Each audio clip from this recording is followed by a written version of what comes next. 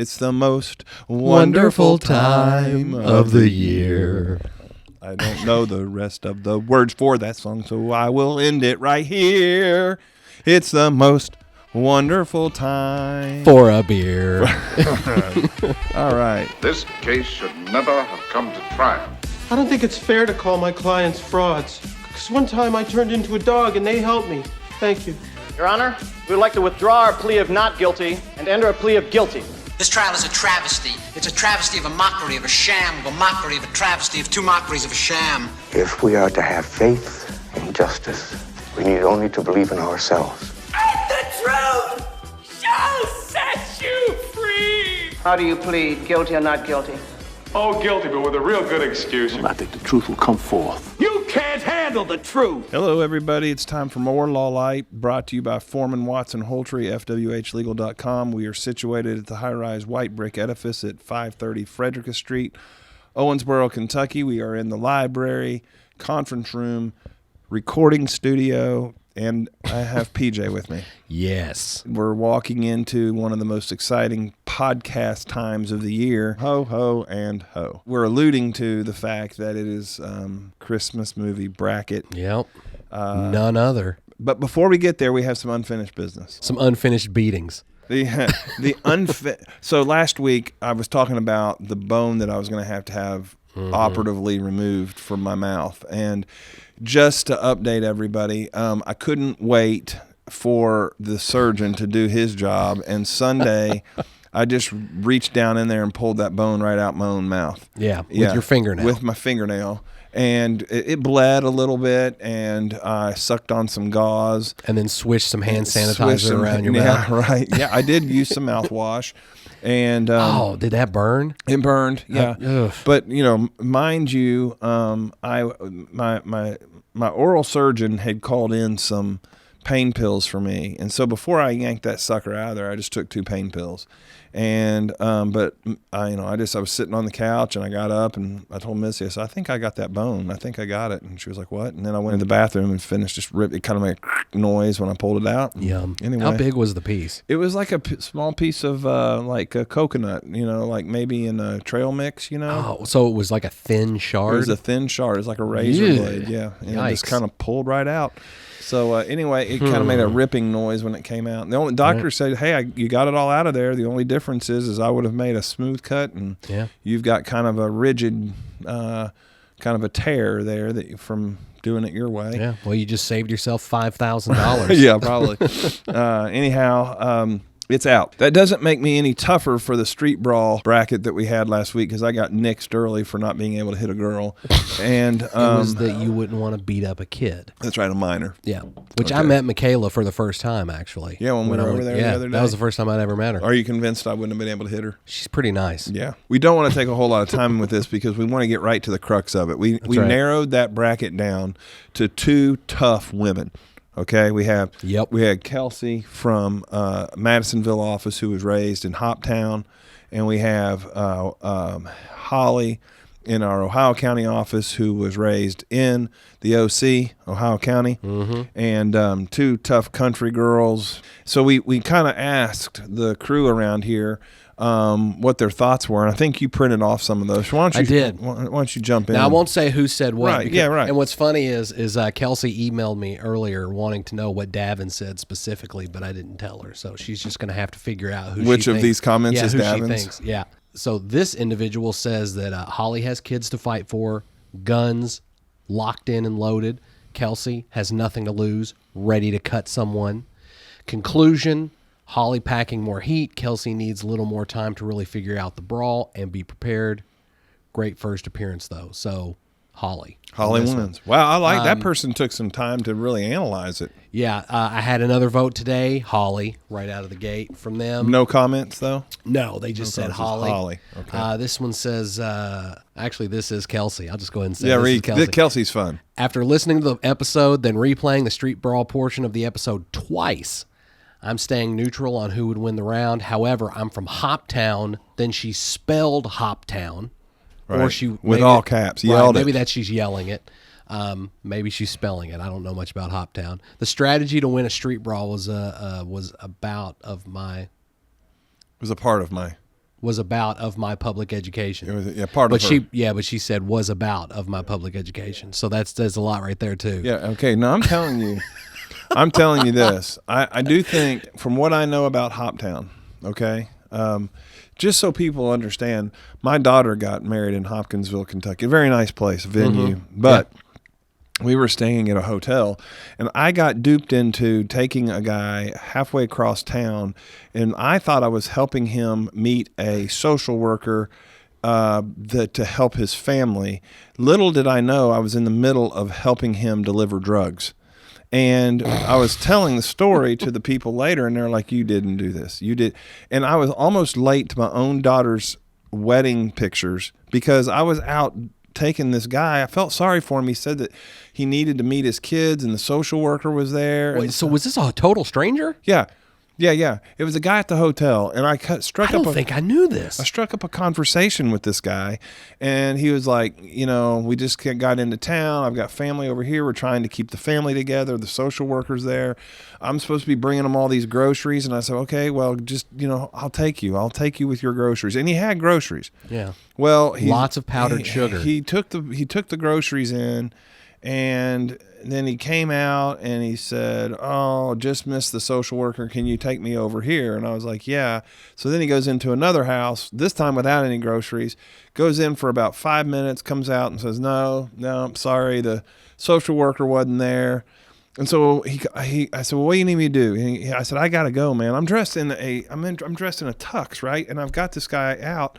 And I'm like, I got to get back. I got to go get pictures taken." And he was like, "Okay, yeah, just take me back to the hotel." So I take him back to the hotel, don't think about dropping him off, zoom out to where I'm supposed to be going, get my pictures taken, go about it the whole time. We come back to the hotel for like an after party, okay? And this same dude is there, like talking to people and trying to get rides. So I asked a couple of the locals, I'm like, what's this guy's story? And they're like, oh, he goes, they said every weekend people come in here, they got suitcases full of drugs, and they deal them out of these hotels, and then they move around. And he said, I'm sure he's just, he's dealing from out of here, and he's come up with a number of lies and stories to peddle it to where he can, then he'll be done, and tomorrow will be gone. And I was like, well, let me tell you, I helped him deliver drugs. If that's what you're telling me is true, then I helped him because I took him to two different places. You could have been murdered. Right. This is what we're talking about in Hoptown, okay? So if she was raised in Hoptown and she knows the shimmy from Hoptown, right? I'm telling you, Holly could be in for a battle there. I don't know of any of that kind of craziness going on in Beaver Dam. Right. Is this the same hotel that was across from the El Bracero? Is this the same wedding that I helped film? Yes, you went to that wedding. I don't ever remember you saying anything about taking some stranger to I kept it rather quiet. I guess. Until that night. The guy actually came looking for me, and Missy was in the room. Well, of course he did. He had a shallow grave he had dug out in the woods. He came looking for me, and it scared Missy to death. Yeah, the whole story was messed up. Anyway, we have a lot to do today. I don't want, but I'll tell you, her mentioning that, Hopkinsville is a rough area, dude. Apparently. Well, I'll go through these other ones real. So this one says, I'm going with Holly. I'm sure Kelsey can throw down, but Holly has too much country in her blood, and she's a strategic thinker. My vote goes for Holly. I need my job. Oh, must be Stacy. Yep. Plus, I've seen her when she's mad once, and she could take down Godzilla. So this one, Kelsey, she watches true crime shows. Oh. Now, Kelsey is into horror. In her bio, she said she was into horror and true crime. So, and I will out Kathy because Kathy came in. First of all, she said Holly, but then she kind of went on to say she didn't listen to the whole episode because she thought we were too mean to everybody. And she didn't appreciate it, the episode. Soft. All right. Today is not the day to get me started on Kathy. Okay, so... well, she's gone. You'll have to wait until she's here to defend herself. All right. In the parking lot. Street brawl, against Kathy. All right, so I'm going to tell you this. I honestly believe that the difference in the fight would be that Kelsey has not survived a tornado. Holly was in a house when the roof got torn off, and her family is in the house, and she protects them and gets them through that evening. Right. And then lives in like a shanty for months and months. And I'm telling you, she is a tough nut to crack. Oh, I know. And For that reason, and that reason only, I go with Holly, and I think that just tips the scales Holly's way. But I'm telling you this, don't discount the Hopkinsville blood that Kelsey has. And next year, if these things get rated different, she's probably the winner. Well, I'm going to go with Holly as well because equally, I know several things about her, things that she was very close to death once, and she fought through it. Yes. And she survived. She was sending emails from her hospital bed with a poop sack connected to her. On a Nokia flip phone. No kidding. She is. Holly. So, by a landslide, Holly. Not a landslide. Well, she only got like one vote out of pretty much everybody. Yeah, she voted for herself, didn't she? No, she stayed neutral. Yeah, she was neutral, even though she spelled Hoptown. Congratulations, Holly, for being the brawler. The brawler, big balla. We're going to shift gears quickly into Christmas Movie Bracket 2022. It's already here. All right, I'm excited. It's just, this kind of gets me in the Christmas spirit. Right before I remember Thanksgiving. last year I was traveling all over the country during this, and I was doing a lot of these shows calling in, remember? Mm-hmm. Hopefully it's not that way this time. We never know. Before we move on, we always have to kind of remind people where we've been and where we're going. Okay, number one, this will be our third year doing this, our third annual Christmas Movie Bracket. Each year the winner gets placed into the Christmas Movie Hall of Fame, and therefore they are not in the bracket. They have proven their salt, they have proven their worth, and they are not in the bracket. So we don't want people calling in, texting in, commenting in the comments, well, where's Christmas Vacation? Well, you can't be the best 2 years in a row. That's not fair to all the inferior films. You have earned your spot. Right. Locked in forever. As long as there is a podcast being podcasted from this studio, you've earned it, Christmas Vacation. That's right. And Charlie Brown's Christmas. That's right. To not have to fight again. You are there. You fought a fair but rugged fight through it, and you won. For everybody who's listening to this, Christmas Vacation won in our first year. Charlie Brown Christmas won last year. Yep. And they are placed in the Hall of Fame. So they are not in the bracket. No. Okay. Now, real quickly, and this is the only part of this that is the slightest bit subjective, because we allow PJ to pick the 32 movies. Now, let me say this. The woes of being a cinephile. Yes, that's right, because you know movies. Is that what that means? Yes. Okay. We've already discussed that with these new movies that are coming out in the next couple of weeks, that this list may very well change next year, because there are some great Christmas movies coming out. Real quick, I did something a little different this year, too. I put movies on there that, we didn't have on there any other time. Oh, really? The last two, they haven't been on there at all, and some of them I haven't seen. Oh, well, okay. One of them I own, and I've never watched it. You're going to have to watch it, aren't you? Maybe I'll have to watch it. These are the 32 movies that PJ has placed into the Christmas bracket, and then we are going to do a random blind draw so that the bracket is as fair as we can make it. Right. Okay? No seating. We're just going to pull them out of it. You've already got them typed up. They're in the Christmas. Amy did that. Amy printed out the numbers and then cut them up. They're in a Christmas bowl. Yes. All right. These are the 32 movies that have made it for the 2022 Foreman Watson Holtree Christmas Movie Bracket. Die Hard, Lethal Weapon, Home Alone, Jingle All the Way, It's a Wonderful Life, Scrooged, Christmas Chronicles, Ernest Saves Christmas, Bad Santa, Four Christmases, All I Want for Christmas, Frosty the Snowman, Jack Frost, the Michael Keaton movie, 1998, Black Christmas, 1974, A Christmas Story, Reindeer Games. That's a new one, isn't it? Was that one? Yep, that's never been on there. Just Friends, Serendipity, 8 Crazy Nights, Elf, Gremlins, Fat Man. That's a new one. Mm-hmm. The Grinch Who Stole Christmas, A Muppet Christmas Carol, The Santa Claus, Rudolph the Red-Nosed Reindeer, Love Actually. Is that a new one? Yep. Are these Hallmark movies or something? No, Love Actually, no. Okay. You might as well just have your own list. There's so many Christmas Hallmark movies. Right, but I mean, that sounds like a Hallmark movie. It is a romantic comedy that takes place during Christmas. Okay. A Very Harold and Kumar Christmas, The Polar Express, Krampus, The Family Man, is that new? Mm-hmm. And Christmas with the Cranks. There's a lot of these I don't know, so we're really going to have to, this is going to be an interesting You're going to have to start watching more Christmas movies. Like, I have time to do that. I'm not a cinephile. You just got to have a little extra time. Right. No more golfing. Well, it's too cold for golf. All right, so here we go. We have 32 movies. You have a pad over there to write these down? You don't have to write the movie down, right? Do those just have numbers on them? Yeah. Okay, I'll do the draw, and you'll do the writing, okay? ASMR. All right, we're just going to do it like this. Number 22, Fat Man, is going to take on number 2, Lethal Weapon. Wow. That's kind of a neat pairing. If you haven't seen Fat Man, you should watch it. I have seen that one. Mel Gibson plays Santa Claus. It's about this rich, evil little boy who gets a lump of coal for Christmas, and he ends up gets really mad at Santa, so he hires a hitman to kill Santa. It's violent, and there's a lot of bad language in it, but it's a great movie. Okay. It's a good movie. Lethal Weapon is facing off with Fat Man. Next is number 17, which is Just Friends. That will team up with number 1, Die Hard. 27, Love Actually, and Love Actually will be squaring off with 24, A Muppet Christmas Carol.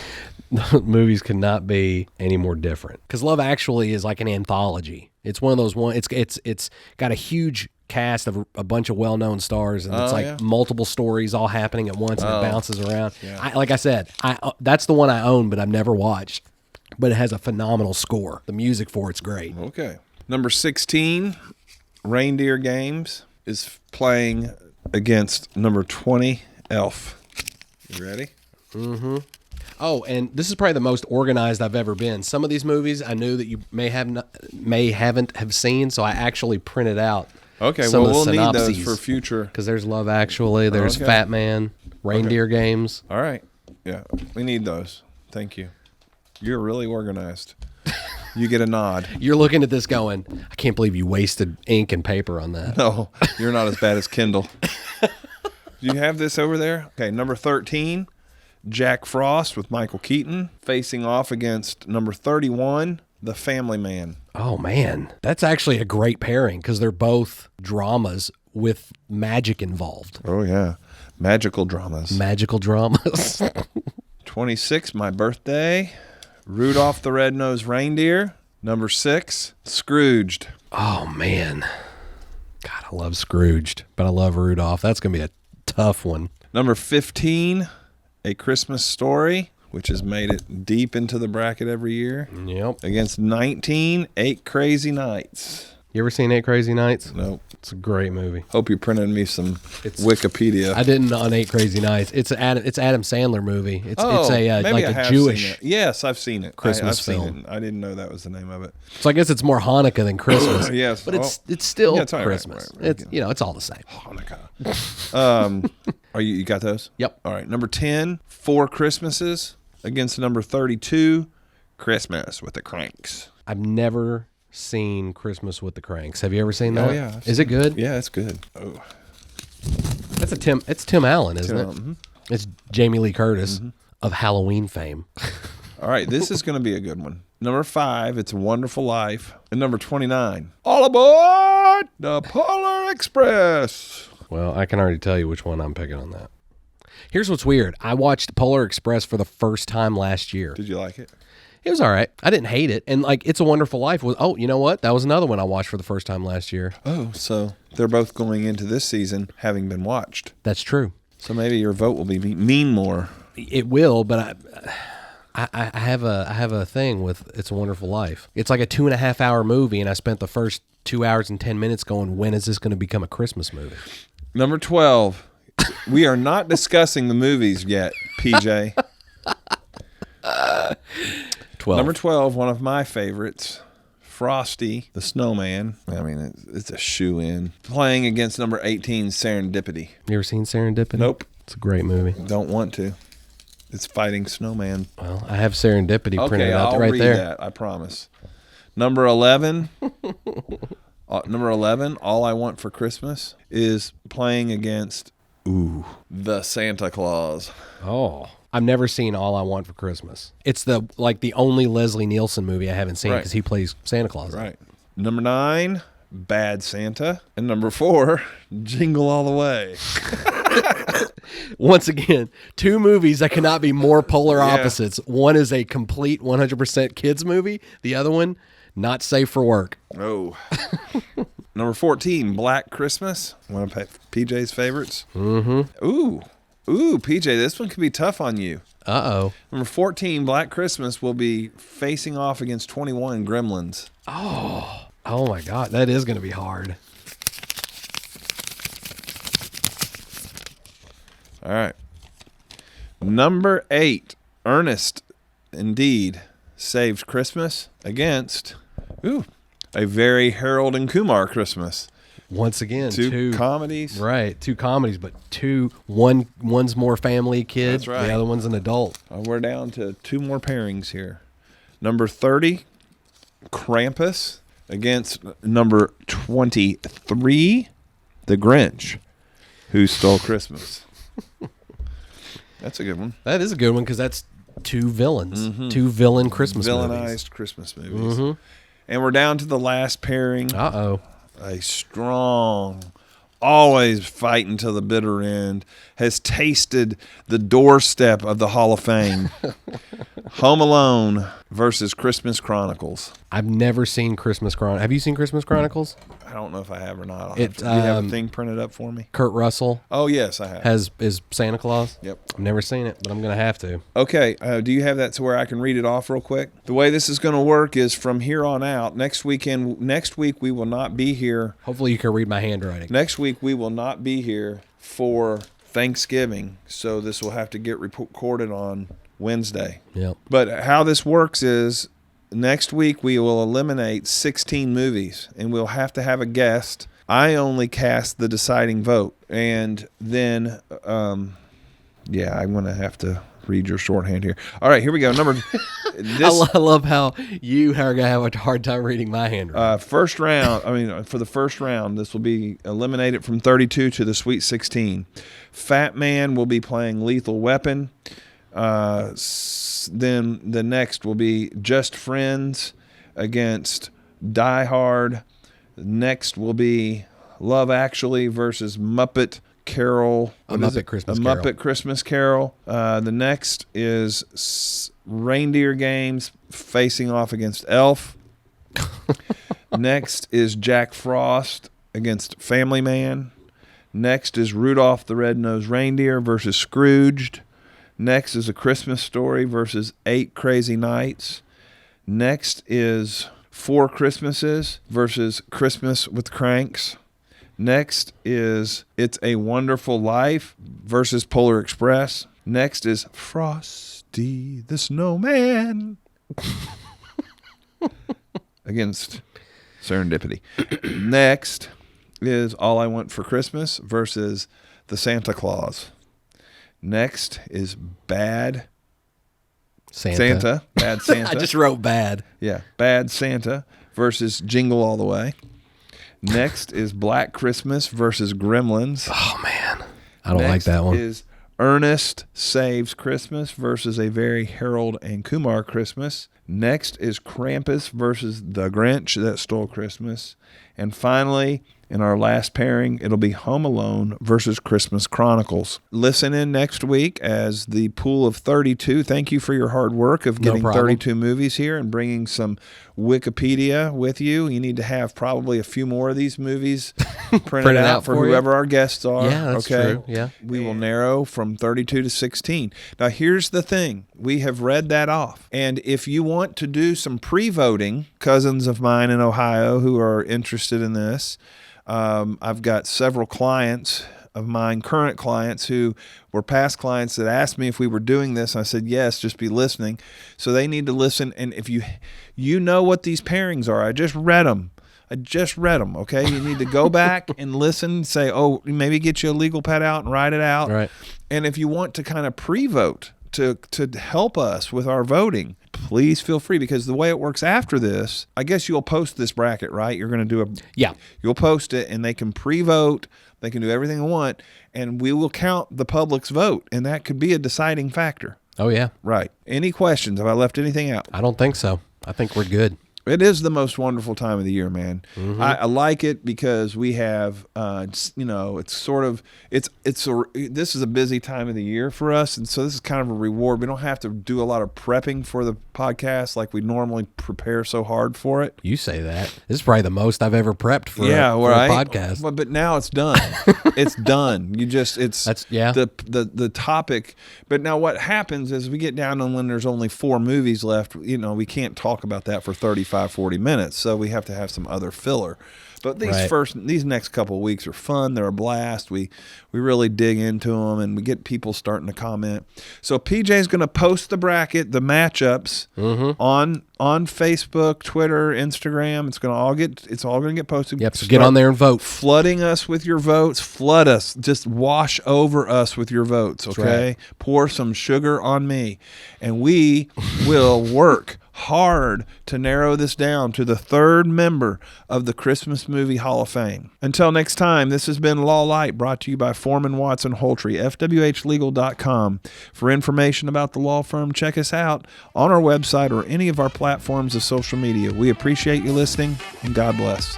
This case should never have come to trial. I don't think it's fair to call my clients frauds. Because one time I turned into a dog and they helped me. Thank you. Your Honor, we would like to withdraw our plea of not guilty and enter a plea of guilty. This trial is a travesty. It's a travesty of a mockery, of a sham, of a mockery, of a travesty, of 2 mockeries of a sham. If we are to have faith in justice, we need only to believe in ourselves. And the truth shall set you free. How do you plead, guilty or not guilty? Oh, guilty, but with a real good excuse. I think the truth will come forth. You can't handle the truth.